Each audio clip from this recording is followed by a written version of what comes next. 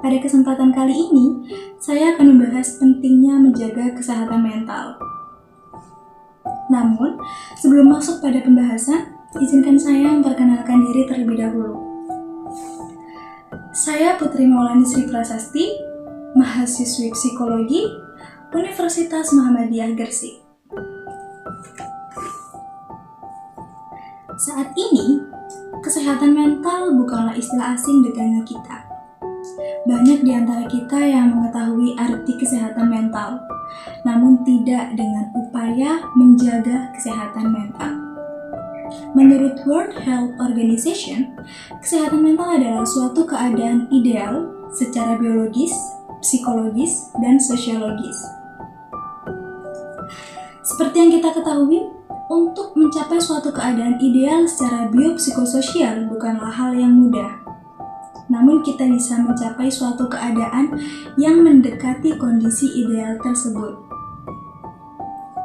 Dari pengertian tadi kita bisa paham bahwa orang dapat dikatakan sehat bukan hanya orang yang terbebas dari gangguan fisik saja, akan tetapi lebih dari itu.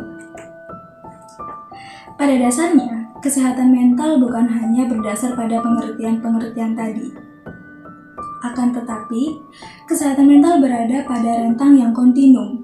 Maksudnya, suatu kesehatan seseorang bisa diupayakan semaksimal mungkin. Orang yang sakit bisa sehat apabila upaya untuk menuju titik sehat itu maksimal.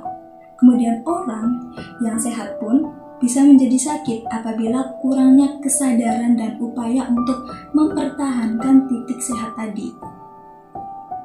Nah, karena ketiga dimensi kesehatan tadi saling berhubungan antara aspek biologis, psikologis, dan sosiologis, maka apabila terjadi penyimpangan dari proses pertumbuhan dan perkembangan seseorang, maka secara tidak langsung aspek psikologis pun akan terganggu.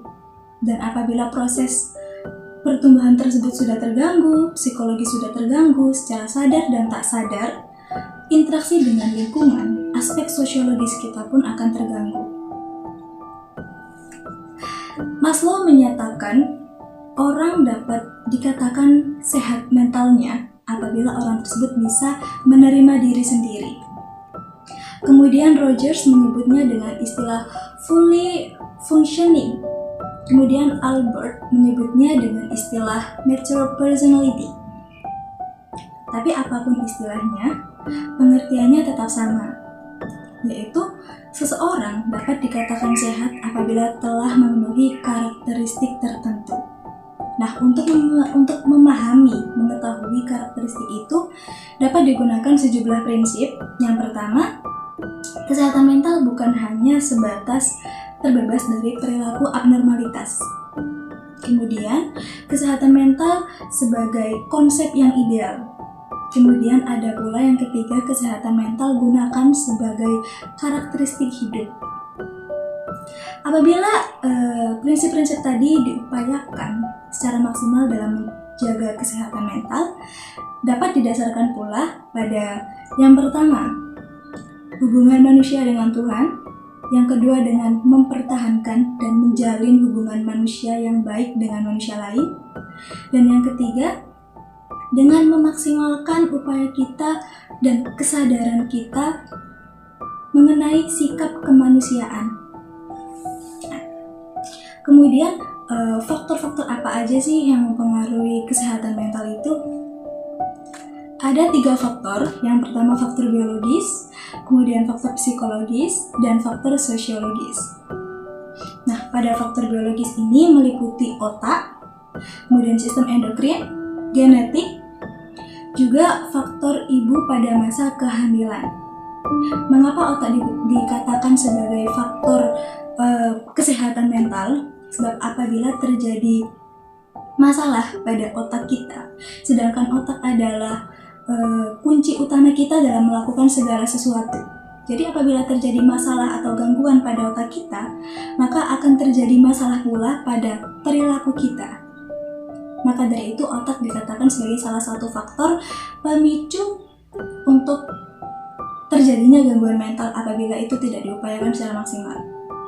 Kemudian ada pula sistem endokrin.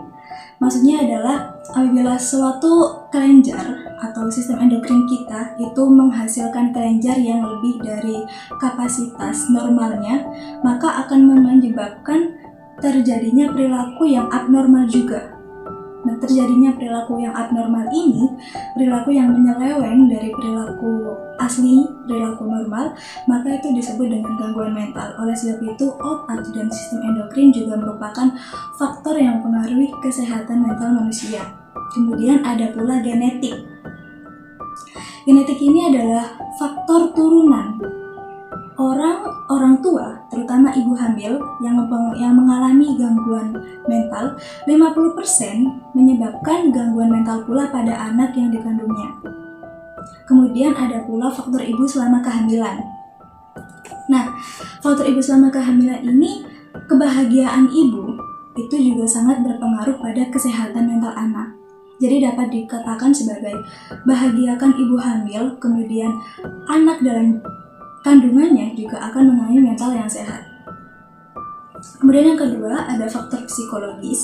Nah, di antara faktor psikologis yang mengaruhi ini, yang pertama ada pengalaman awal, kemudian proses pembelajaran dan pemenuhan kebutuhan, dan beberapa aspek psikologis lainnya. Beberapa gangguan mental yang dikaitkan dengan gejala psikologis ini antara lain adanya gangguan afeksi, adanya gangguan kecemasan, dan gangguan perilaku yang lain. Nah, sebab kondisi psikologi seseorang itu mempengaruhi kesehatan mental seseorang. Apabila kondisi psikologisnya sehat, maka perilakunya pun akan sehat. Namun apabila psikologi seseorang sedang terganggu, maka perilaku yang orang kerjakan tersebut juga akan menyeleweng dan terganggu. Apalagi untuk interaksi sosialnya. Kemudian yang terakhir ada faktor lingkungan atau sosial budaya. Aspek ini juga sangat mempengaruhi kesehatan mental, sebab untuk beberapa faktor, yang pertama ada stratifikasi sosial, itu sangat berpengaruh. Kemudian adanya interaksi sosial, kemudian adanya sistem dalam keluarga atau keeratan hubungan antar anggota keluarga, dan kemudian adanya perubahan-perubahan sosial di masyarakat. Baik, saya ambil salah satu contoh faktor yang mempengaruhi kesehatan mental seseorang. Salah satunya yaitu faktor ibu selama proses kehamilan. Tidak dapat dipungkiri, selama proses kehamilan, faktor kesehatan ibu itu sangat mempengaruhi kesehatan mental sang anak. Kesehatan mental anak pada kandungan itu bergantung pada kondisi sang ibu. Sebab, kandungan yang sehat akan melahirkan anak yang sehat mentalnya. Sebaliknya, apabila kandungan tersebut mengalami gangguan atau mungkin dikatakan tidak begitu sehat, itu juga sangat mempengaruhi kesehatan mental anak dan dapat memicu adanya gangguan-gangguan pada keturunannya.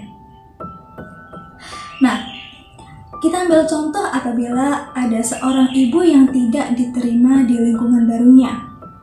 Mungkin karena kehamilan itu melalui seks bebas, sehingga seorang ibu dan janin tersebut tidak diterima di lingkungan barunya.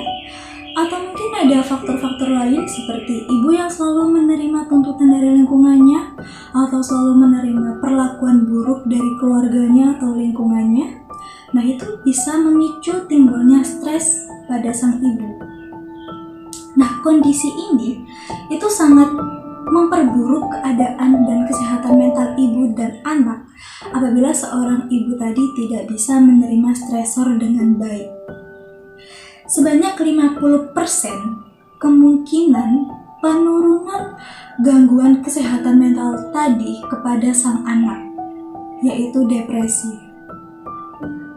Nah, depresi ini sering kita dengar ya.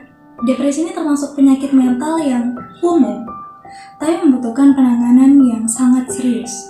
Biasanya depresi ini ditandai dengan adanya rasa takut yang berlebihan dan rasa cemas yang berlebihan.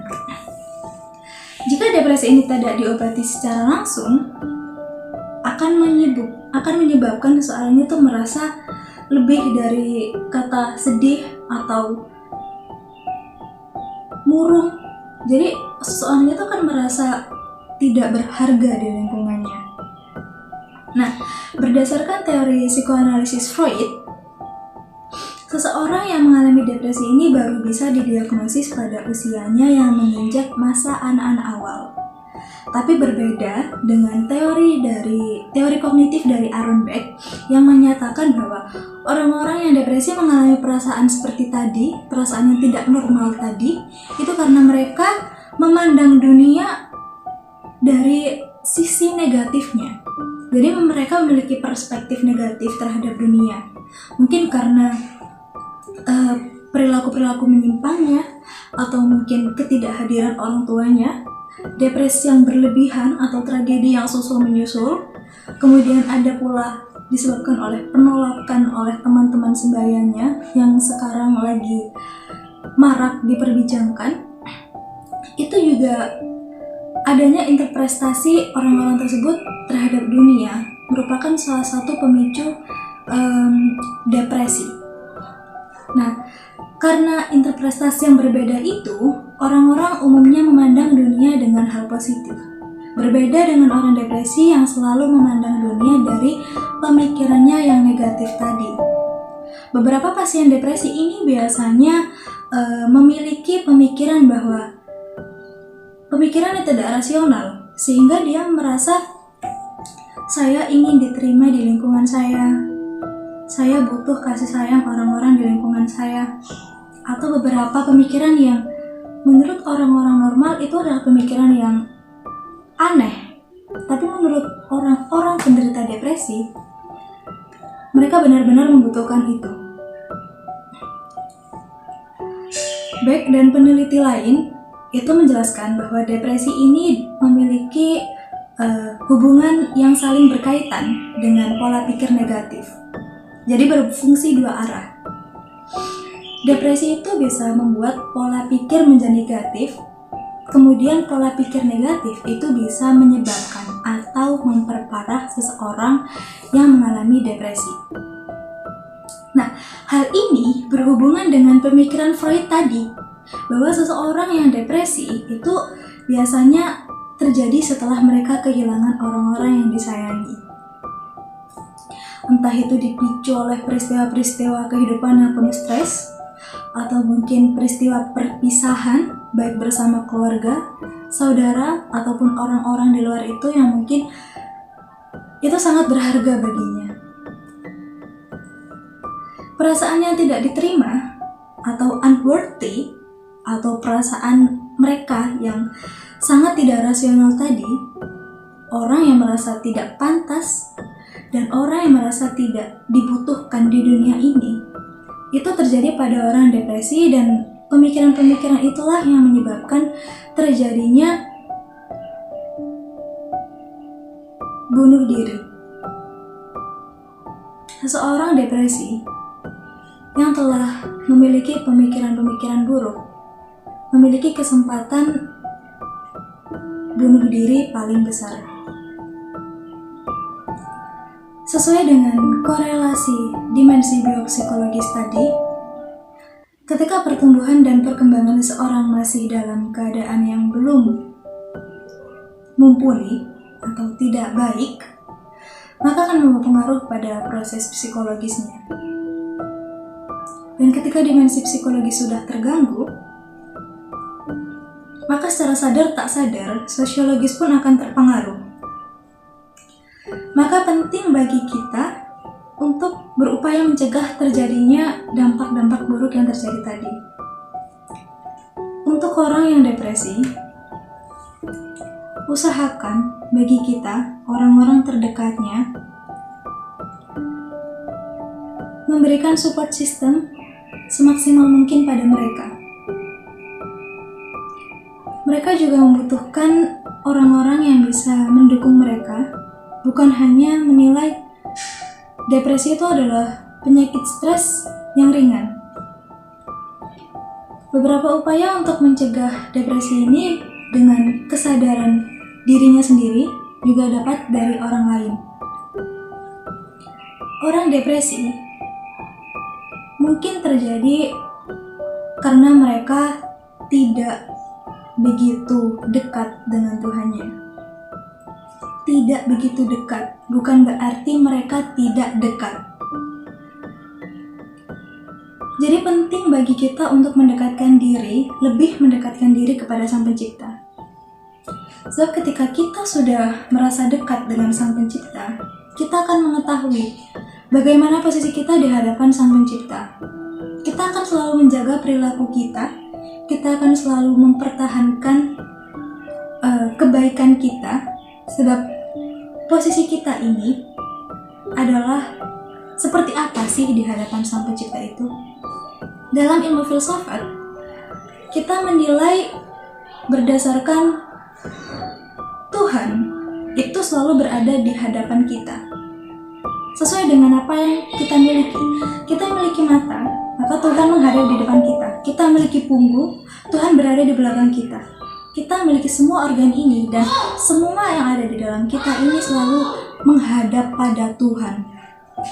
Karena itulah kita harus mengupayakan untuk lebih dekat dengan Tuhan, untuk menjaga perilaku kita, untuk menjaga ucapan kita, untuk menjaga kebaikan kita dengan lingkungan kita dan orang-orang sekitar kita. Dengan kita bisa mengontrol diri, kita bisa memperbaiki interaksi sosial dengan lingkungan. Dan cara itu juga cukup baik untuk mencegah terjadinya stres dan depresi. Kemudian kita bisa memperbaiki hubungan kita dengan lingkungan dan hubungan kita dengan manusia-manusia lain. Dapat juga dengan melakukan aktivitas fisik secara aktif, kemudian membantu orang-orang dengan tulus, kemudian memiliki hubungan baik dengan orang lain, juga dengan menjaga kecukupan istirahat diri sendiri. Nah, butuhnya kesadaran kita untuk melindungi orang-orang yang mungkin menderita gangguan mental adalah memberikan support system atau support group, sehingga mereka tidak merasa tidak berharga dan tidak pantas lagi. Namun, bila memang sudah terjadi gangguan kesehatan mental, dapat diupayakan pengobatan melalui psikoterapi, stimulus otak, atau pengobatan terhadap penyalahgunaan zat-zat yang mungkin dapat memicu kesehatan mental juga. Orang depresi tadi tidak hanya membutuhkan kesadaran diri untuk mendekatkan pada Tuhan, akan tetapi dukungan lingkungannya kepada sang korban depresi ini, marilah kita bantu orang-orang dengan tulus, sebab ketika seseorang itu mengungkapkan pikirannya melalui media yang belum tentu dapat digunakan sebagai pengungkapan emosi yang maksimal seperti chat atau mungkin pesan-pesan online, itu tidak begitu maksimal apabila dibandingkan dengan support kita secara langsung terhadap mereka. Maka dari itu, upayakanlah secara maksimal bagi kita semua dan kesadaran kita masing-masing untuk selalu mempertahankan dan menjaga kesehatan mental. Dari materi yang saya paparkan dan penjelasan-penjelasan tadi, saya harap setelah ini akan tumbuh kesadaran kita masing-masing terhadap pentingnya menjaga kesehatan mental, dan tidak lagi ada di antara kita yang menganggap remeh gangguan-gangguan mental seperti itu. Cintai diri sendiri, kemudian orang lain. Utamakan diri sendiri, kemudian orang lain. Terima kasih. Wassalamualaikum warahmatullahi wabarakatuh.